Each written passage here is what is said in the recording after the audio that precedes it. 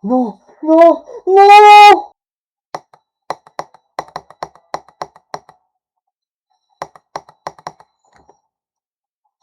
Oh, no, man. 6 million times and would have over 40,000 replies. Many of the top ones were ratioing it.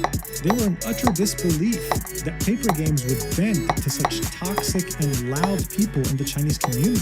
This game was created to make you, as a woman playing it, feel seen and acknowledged. And yet, with this announcement, they had essentially told all global players, we don't care about you even existing. That's how it felt. Even though they were put between a rock and a hard place, even though they were cornered by what was going on in China, this still felt horrible for just about anyone who ever played this game.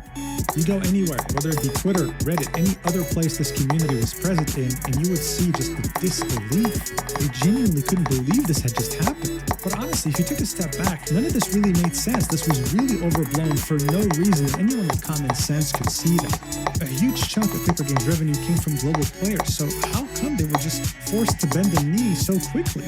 Well, that's because they had become the worst thing you can ever be in the country of China, becoming an element of chaos.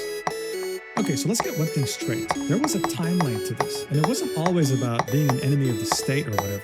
This had started out with consumer dissatisfaction about Valko, about the fact that he looks gay and Western and all that stuff, but then Chinese video publications would start twisting it into something way bigger than it actually was. It went from consumer dissatisfaction to women's safety to becoming an enemy of the state with 731 to Paper Games refusing to take responsibility, being arrogant, and eventually, because of how badly Paper Games was portrayed in media, this wouldn't just be about, hey, let's just cancel this character. This would be like, hey, you deserve more punishment as a company. You deserve to go bankrupt. And hence why they had become an element of chaos. So what is that exactly? Well, it's a term I came up with, I guess. But in China, the most important thing that has to be maintained is order.